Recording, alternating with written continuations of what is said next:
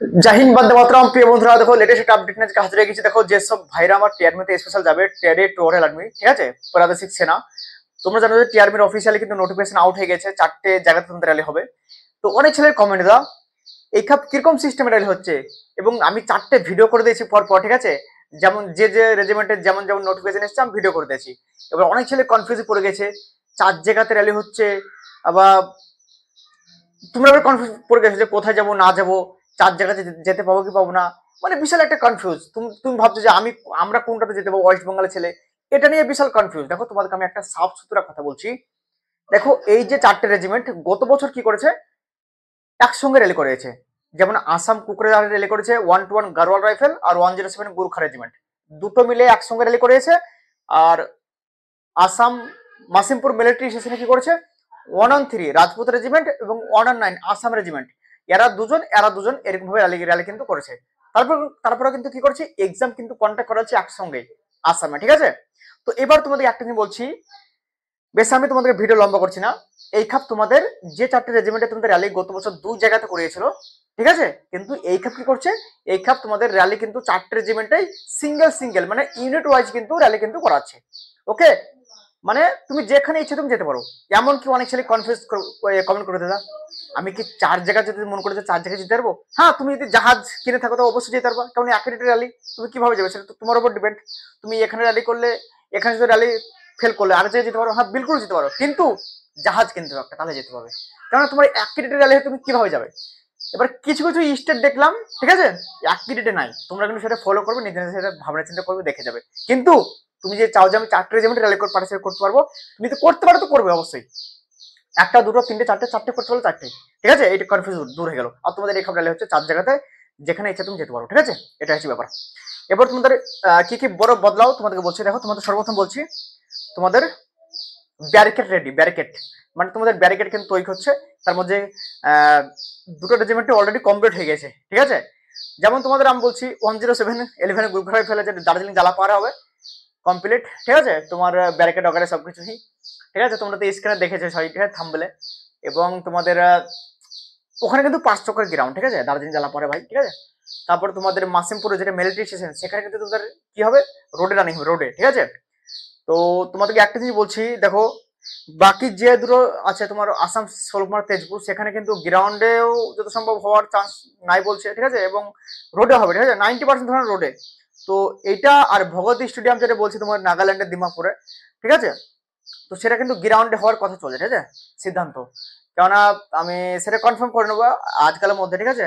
তো ওখানে কিন্তু গ্রাউন্ডেই হবে যত সম্ভব 99%, ওটাই আমাকে কালকে বললো, ঠিক আছে, গ্রাউন্ডেই, ঠিক আছে, 99% ভগবতী স্টেডিয়াম, যেটা তোমার রাজপুতের নাগাল্যান্ডে। তো তোমাদের 4 জায়গাতে যে র্যালি হবে, কোন কোন জায়গাতে সেটা একবার বলে দিচ্ছি, যেটা নতুন ছেলে।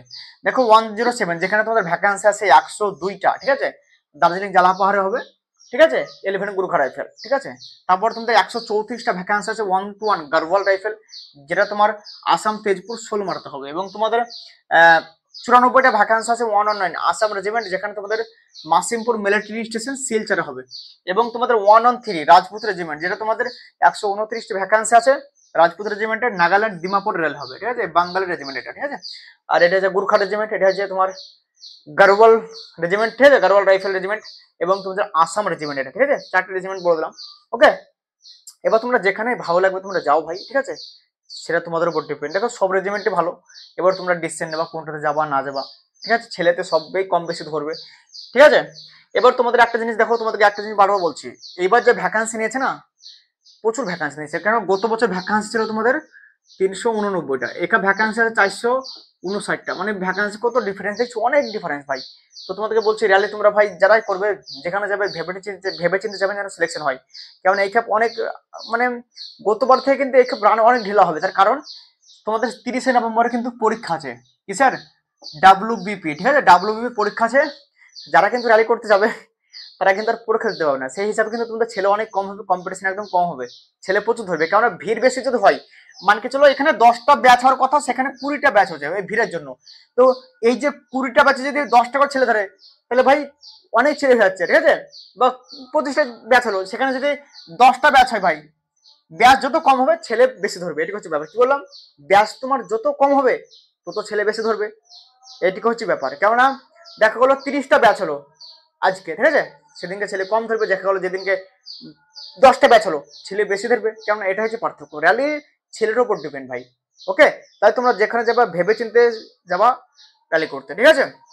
আর একটা তোমাদের কি বড় বদলাও, বড় বদলাও হচ্ছে তোমাদের একটা জিনিস, যেটা তোমাদের নেগেটিভ মার্ক। এই যে তোমাদের এক্সাম যে হয় 50টা কোশ্চেন থাকে, ঠিক আছে? 50টা কোশ্চেন থাকে তোমাদের 100 নম্বর, ঠিক আছে? এটা সোলজার জিডি টার্মিনের কথা বলছি, ঠিক আছে? কেননা ক্লার্কে তোমাদের ইংলিশ ফিংলিশ থাকে, ঠিক আছে? তোমাদের কথা বলছেন যারা জিডি টার্মিনের কথা বলছেন, কারণ ক্লার্কের ভ্যাকেন্সি এইসব নেই। যারা জিডি টার্মিনে যাবে তোমাদের কিন্তু 50টা কোশ্চেন থাকবে ভাই, ঠিক আছে? ধ্যান দিয়ে শুনবে, 50টা কোশ্চেনের মধ্যে কিন্তু তোমাদের গত বছর কি হয়েছে, যদি 50টা ঠিক করেছো তো 50 মানে তোমার একটা যদি গালতি হয়েছে, ধরো 49টা তুমি ঠিক করেছো, একটা গালতি করেছো, কিন্তু নাম্বার তোমার কাটেনি, পুরো নাম্বার পেয়েছো 98। কিন্তু এবার কি সিস্টেম, তুমি একটা গালতি করলে 1 নাম্বার কিন্তু কাটবে, মানে এখানে নেগেটিভ মার্ক আছে 1, ঠিক আছে? 1 মানে একটা গালতি করলে তোমার 3 নাম্বার কাটছে হিসাবে, হিসাবে 3 নাম্বার। তার কারণ তোমাকে আমি বলছি, 3টা কোশ্চেন এটা, হ্যাঁ? 3টা কোশ্চেনের মধ্যে তুমি ধরো একটা কোশ্চেন ভুল করে দিয়েছো, একটা কোশ্চেন মানে থাকছে কটা, 2টি, একটা কোশ্চেন ভুল করে দিয়েছো, মানে 3টা কোশ্চেনের মার্ক হচ্ছে তোমার 6 নাম্বার, ঠিক আছে? 3টে কোশ্চেনের মার্ক হচ্ছে 6 নাম্বার। তার মধ্যে তুমি ধরো 3টের মধ্যে দুটো পেরেছো, ধরো 3টে কোশ্চেন, তার মধ্যে তুমি দুটো পেরেছো, মানে তুমি কত হচ্ছে 6 নাম্বার কিন্তু 3টে কোশ্চেনে, আর তুমি পেরেছো দুটো, মানে তুমি এখানে 4 নাম্বার পেলে।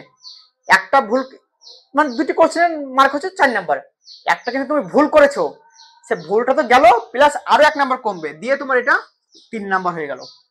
কিছু বুঝতে পেরেছো? মানে যে প্রশ্নটা তুমি ভুল করবে সেটা তো 2 নম্বর গেলই, প্লাস আরো 1 নাম্বার তোমার নেগেটিভ খাবার, ঠিক আছে? আরো 1 নাম্বার কাটবে। তাহলে হিসাব করছো, এখানে যদি তোমার 3টে কোশ্চেন আছে, 3টে কোশ্চেনের মার্ক হচ্ছে 6 নাম্বার, একটা গালতি করে দিছো, সেটা তো সে 2 নম্বর তো বাদ গেলই, যেটা গালতি করে সে নাম্বার তো পাবাই না, মানে 4 থেকে 2 বাদ দিলে কত হয়, ওই 6 থেকে 2 বাদ দিলে 4। এবার যে নেগেটিভ মার্কটা খাবা যে 1 নাম্বার, সেটা আবার কেটে দাও, মানে বুঝতে পারছো? একটা গালতি করলে তোমার হিসাব মতো 3 নাম্বার কাটা যাচ্ছে। তাই সোচ সমাজকে ধ্যান দিয়ে এক্সাম দেবো, যারা ফিজিক্যাল কোয়ালিফাই করবা, যারা ফিজিক্যাল কোয়ালিফাই করবা, কি কি পড়বা না পড়বা সে নিয়ে আমি তখন ভিডিও করে দেবো। আমি যে সিলেবাস দেবো, যেগুলো দেবো পড়বা, কনফার্ম পাস, ঠিক আছে? টেনশন নাই। তো দাবিয়ে প্র্যাকটিস করো, এক্সামে টেনশন নেই, এক্সামে কি কিরকম প্যাটার্ন আসে না আসে, ম্যাথ কিরকম আছে, জিকে সায়েন্স কিরকম আছে, কেননা তোমাদের এত তো রিজনিং নেই, ঠিক আছে? জেনারেল নলেজ আর জেনারেল সায়েন্স থাকে 30 15 15 30, আর তোমাদের না সরি 35টা মনে হয় তোমাদের জিকে থাকে, তাই না? জেনারেল সায়েন্স আর জেনারেল নলেজ মিলে 35টা মনে হয়, আর 15টা মনে হয় ম্যাথ, যদি 50টা থাকে, ঠিক আছে? তো টেনশনের কোনো দরকার নেই, তোমাদের আগে মাঠ সব কোয়ালিফাই করো, মেডিকেল ফিট হও, তারপরে তোমাদের এক্সাম নিয়ে আলোচনা করে দেবো, টেনশন নাই, ঠিক আছে? দাবা প্র্যাকটিস করো, তোমাদের র্যালি যেখানে ইচ্ছা তোমরা যেতে পারো। আর তুমি যদি মনে করো আমি 4 জায়গাতে পার্টিসিপেট করবো, যদি এক জায়গায় ফেল হয় আরেক জায়গায় যাবো, জাহাজ কিনলে খান, বাস 4 জনে মিলে একটা জাহাজ কিনলাম, এখানে একবার র্যালি করবো, ওখানে একবার র্যালি করবো, এখানে একবার র্যালি করবো। আরে ভাই এমনি আর কি বললাম, আর ভাই 4 জায়গায় যাওয়া অসম্ভব, ঠিক আছে? যেখানে তোমার ভালো লাগবে এক জায়গায় যাবা, যেন সেখানে ফিট হইতে পারো, সেভাবে যাবা, ঠিক আছে? জাহাজটা তোমাদেরকে ইয়ার কি করলাম, কেন অনেক ছেলে এইসব বলছে না যে আমি 4 জায়গায় যেতে পারবো না, তার জন্য বললাম, ঠিক আছে?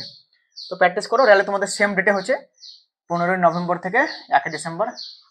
আর তোমাদের র্যালির আপডেট আমি দিয়ে দেবো, 15 তারিখ থেকে আপডেট দিয়ে দেবো কিরকম ছেলেদের হচ্ছে না হচ্ছে, ঠিক আছে? টেনশন কোনো দরকার নেই। আর র্যালি তোমাদের বাস 10 দিন বাকি, ব্যারিকেড ফ্যারিকেড সব একদম অলরেডি হয় 2 জায়গাতে কমপ্লিট হয়ে গেছে, আর দু জায়গাতে তোমার কাজ চলছে, ঠিক আছে? ভাবনা চিন্তা চলছে, কোনখানে করবে, কি করবে না করবে, রোডে করবে না গ্রাউন্ডে করবে, এই সব নিয়ে আলোচনা চলছে। তাছাড়া 2 জায়গায় তোমাকে কনফার্ম করে দিলাম, মাসিমপুর যেটা আসাম শিলচর 199 আসাম রেজিমেন্টে রোডে, 2 নাম্বার তোমার হচ্ছে দার্জিলিং জালাপাহাড়ে গ্রাউন্ডে 5 চক্করে, ওটা রোড, ঠিক আছে? 5 চক্করে গ্রাউন্ড।